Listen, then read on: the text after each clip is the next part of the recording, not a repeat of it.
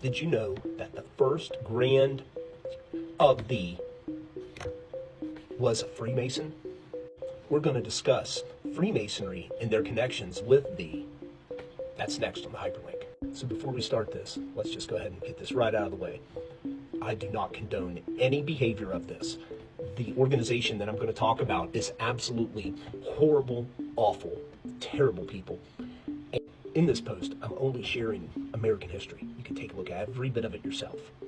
But as a follower of Jesus Christ and an ex-Freemason, things like this really influenced me to step away. But I'm going to share the real history of the Freemasons and their connections to some of the most awful groups on the planet, just so that if you're thinking about joining this fraternity, that you keep this in mind before you make that decision. So with that, let's go ahead and get started.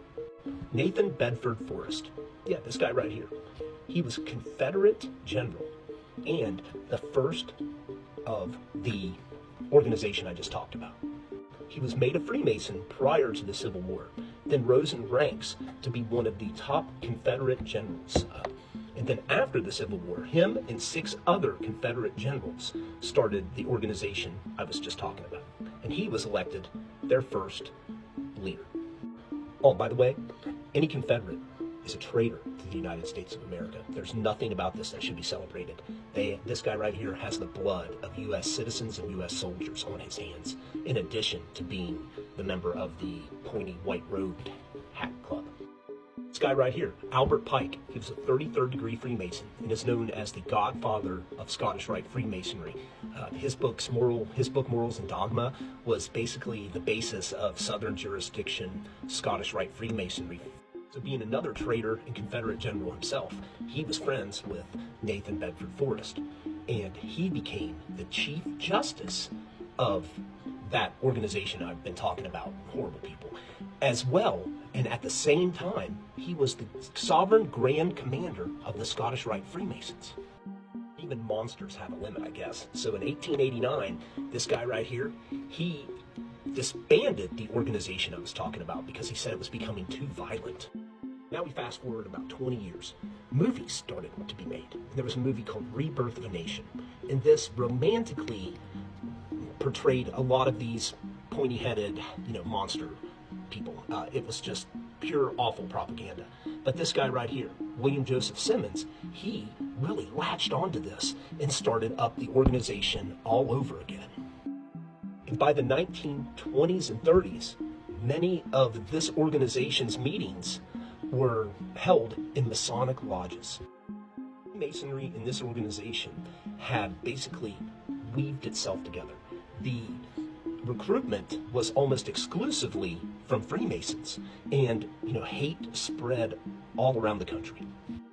But by the 1940s and at the beginning of World War II, the violence that this organization put out was just unacceptable to the rest of America, which is great. Finally, they woke up and forced basically this organization to disband and a lot of the members to disassociate themselves with it.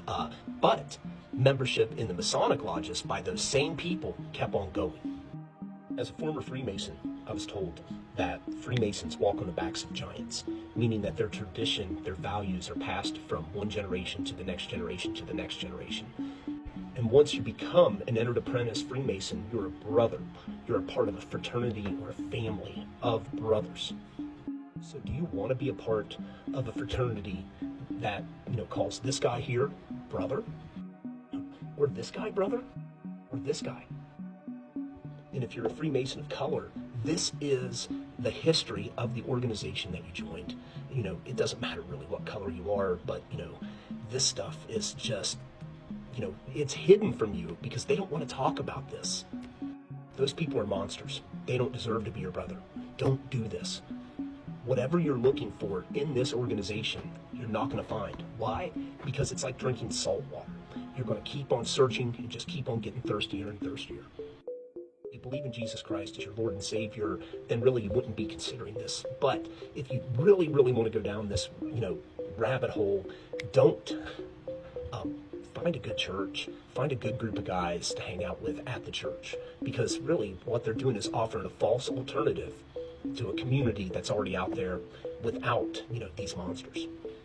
God bless you. If you like more of this content, please hit that follow button over there.